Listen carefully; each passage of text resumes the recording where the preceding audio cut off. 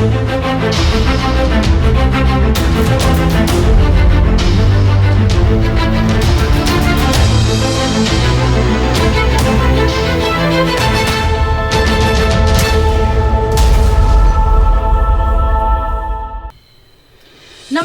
Next generation news channel में आप सभी का स्वागत है। आपके सामने इस वक्त मैं हूं सपना सिंह। मेरे साथ आप देख रहे हैं पुणे और देश दुनिया की सारी खबरें। स्वच्छता प्रतिस्पर्धा में पुणे देश में 15वें स्थान पर। केंद्रीय स्तर पर आयोजित स्वच्छ सर्वेक्षण प्रतियोगिता में पुणे शहर को 15वें स्थान पर रखा गया है। शहर स्वच्छ सर्वेक्षण में राज्य में चौथे स्थान पर है। पिछले साल शहर में देश में 37वां स्थान दिया गया था। यह राज्य में 8वें स्थान पर था। हालांकि इस वर्ष रैंकिंग और प्रदर्शन में सुधार हुआ है। शहर शीर्ष 10 में जगह बनाने में विफल रहा है। प्रतियोगिता के परिणाम केंद्र द्वारा ऑनलाइन घोषित किए गए थे। देश के प्रमुख शहरों के लिए हर साल एक स्वच्छ सर्वेक्षण प्रतियोगिता आयोजित की जाती है। पुणे भी इस प्रतियोगिता में भाग ले रहा है। पिछले साल शहर को अपेक्षित स्थान नहीं मिला था। देश के सबसे स्वच्छ शहरों की सूची में इस शहर को 37वां स्थान दिया गया। इसके गंभीर नतीजे शहर में महसूस किए गए। निगम ने करोड़ों रुपए खर्च करके कुछ सलाहकार नियुक्त किए थे। हालांकि जैसे जैसे प्रदर्शन में कमियां स्पष्ट होती गई, एनएमसी ने इस साल एक स्वच्छ सर्वेक्षण की मजबूत तैयारी की। इसके लिए बाकायदा बैठकें की गई। 25 अगस्त को खुले रहेंगे फल और सब्जी मंडी। बुसार और जयगिरी के मार्केट यार्ड में व्यापारियों ने 25 अगस्त को सांकेतिक बंद का आह्वान किया है। Shri Chhatrapati Shivaji market yard and association ने हड़ताल के लिए समर्थन व्यक्त किया है। 25 अगस्त को मुख्य सब्जी बाजार, फल, प्याज, आलू, केला बाजार यार्ड में पत्ता बाजार नियमित रूप से जारी रहेगा। कृषि उत्पादों को बाजार के यार्ड में विनियमित किया जाएगा और बाजार के व्यापारियों में रखरखाव शुल्क लिया जाएगा। राज्य के व्यापारियों ने मंगलवार को प्रतीकात्मक बंद का आह्वान किया और महाराष्ट्र राज्य बाजार समिति के फैसले को पलटने के लिए आज यानी कि 21 अगस्त को इसे बंद करने का फैसला लिया गया। विलास भुजबल सोसाइटी के अध्यक्ष Shri Chhatrapati Shivaji market yard add को सूचित करके पान बाजार के नियमित काम को जारी रखने का निर्णय लिया गया है। कोरोना संक्रमण ने बाजार की गतिविधियों को बाधित कर दिया है। सब्जियां खराब होती हैं। अगर एक दिन भी बाजार बंद रहता है तो भी नुकसान होता है। निजी डॉक्टरों को अब जंबो अस्पताल में जंबो ऑफर।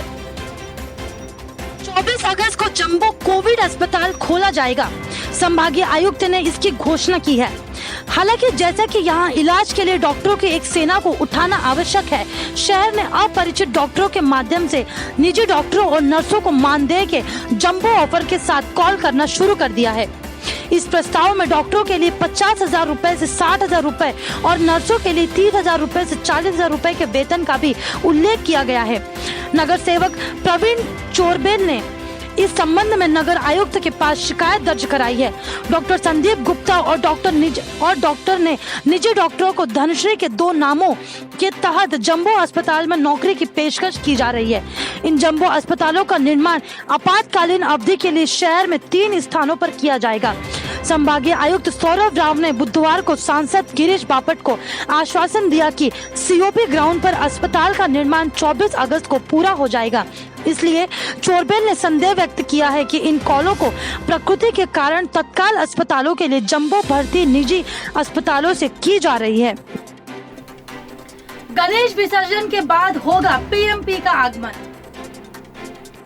कोरोना की वजह से पिछले 5 महीनों में टूट फूट रही पीएमपी गणेश के विसर्जन के बाद पहुंचेगी। शहर की 190 पीएमसी बस सेवा 3 सितंबर से शहर में शुरू की जाएगी।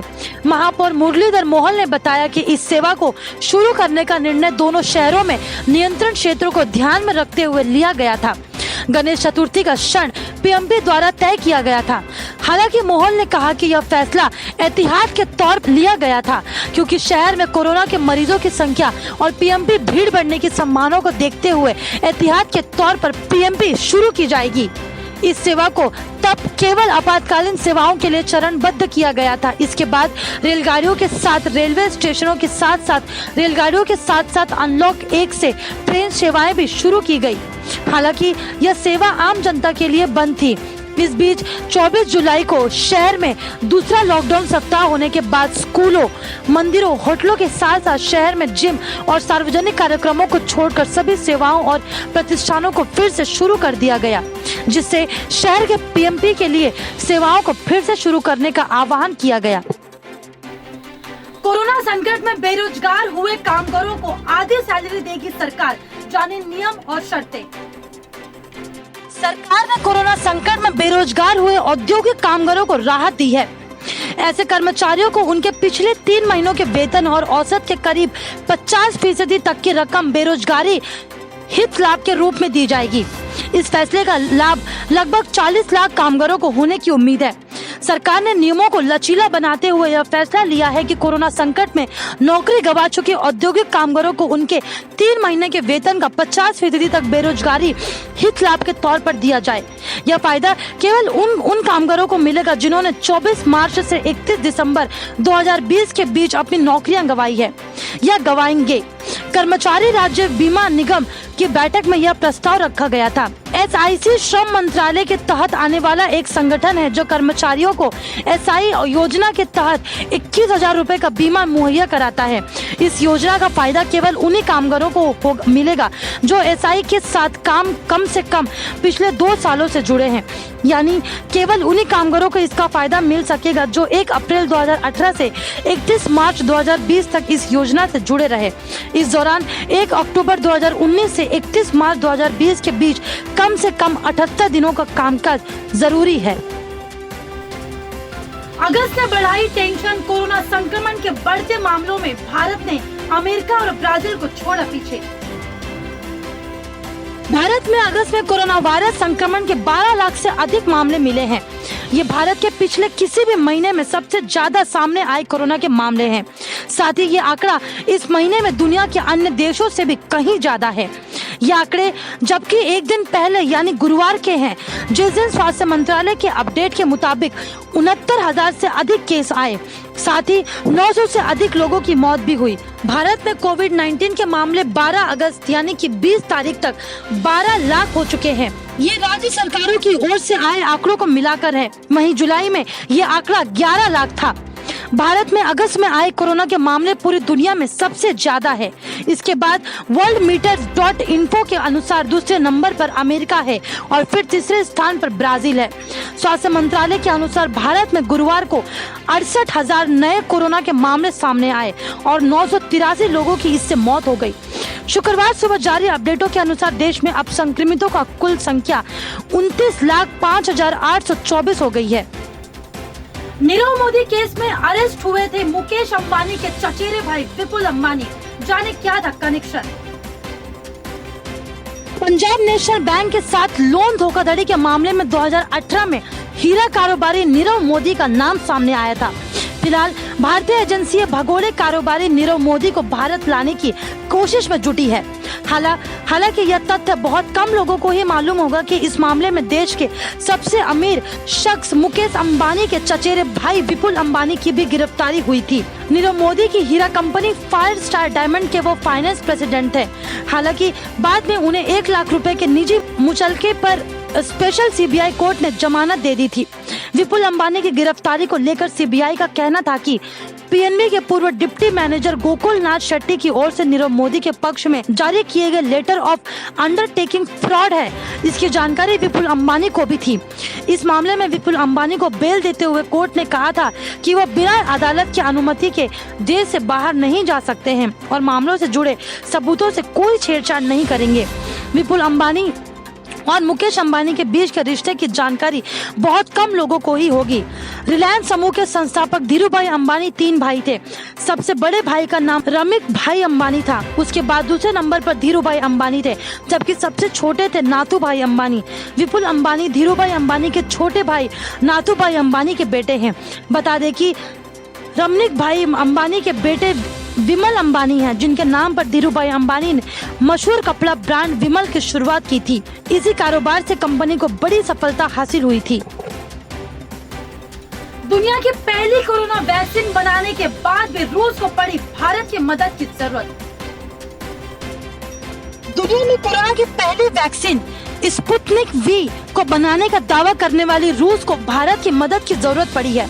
रूस ने कहा कि वह भारत के साथ साझेदारी में इस कोरोना वैक्सीन का उत्पादन करना चाहती है। इसके पीछे तर्क यह है कि भारत रूस साझेदारी कर दुनिया भर में वैक्सीन की डिमांड को पूरा कर सकेंगे। रूस के डायरेक्टर इन्वेस्टमेंट फंड के सीईओ किरिल मित्रीव ने गुरुवार को कहा कि कई देशों में वैक्सीन की मांग आ रही है। इस मांग को पूरा करने के लिए हमें बड़ी मात्रा में वैक्सीन के उत्पादन की जरूरत है। दवा उत्पादन के मामले में भारत सबसे आगे है। हमें पूरा भरोसा है कि भारत बड़ी मात्रा में इस दवा को तैयार कर सकता है। हम इसके लिए साझेदारी करने पर विचार कर रहे हैं। बता दें कि कुछ दिन पहले ही रूस के राष्ट्रपति व्लादिमीर पुतिन ने ऐलान किया कि उनके देश ने कोरोना वैक्सीन बना लिया है जो काफी प्रभावी है। स्पुतनिक 5 का विकास गामालिया महामारी रोग सूक्ष्म जीव विज्ञान शोध संस्थानों और IDIF मिलकर कर रहे हैं। इस वैक्सीन के तृतीय चरण का परीक्षण या बड़े पैमाने पर क्लिनिकल ट्रायल नहीं होने के कारण दुनिया के कई देश रूस के इस दावे से सहमत नहीं हैं। सुशांत सिंह राजपूत केस में सुसाइड से पहले नीरज ने दिया था सुशांत को जूस। CBI कर रही है कड़ी पूछताछ। सुशांत सिंह राजपूत की मौत की जांच CBI ने शुरू कर दी है। कुछ मीडिया रिपोर्ट्स की माने तो रिया चक्रवर्ती से पूछताछ में शामिल कुछ पुलिस वालों से भी CBI पूछताछ कर रही है। CBI की 3 टीम इस केस की जांच में जुटी हुई है। बताया जा रहा है कि कुल 16 सदस्य टीम इस केस की जांच कर रही है। CBI ने SIT टीम बांद्रा के DCP अभिषेक त्रिमुखे से मिलने पहुंची। CBI की टीम मुंबई पुलिस से इस मामले में फोरेंसिक सबूत, पोस्टमार्टम रिपोर्ट और सभी के दर्ज बयान से संबंधित डॉक्यूमेंट अपने पास लेगी। वही खबर यह भी है कि CBI ने सुशांत सिंह राजपूत के कुक नीरज से पूछताछ की है। नीरज वही शख्स है जिसने अभिनेता को अंतिम बार जूस दिया था और फिर सुशांत सिंह ने कथित तौर पर सुसाइड कर लिया था। कहा जा रहा है कि नीरज से कड़ी पूछताछ की गई है और CBI ने उससे कई सवाल पूछे हैं। बताया जा रहा है कि CBI की टीम इस मामले में जल्द ही सुशांत सिंह राजपूत की कथित गर्लफ्रेंड रिया चक्रवर्ती को समन भेज सकती है।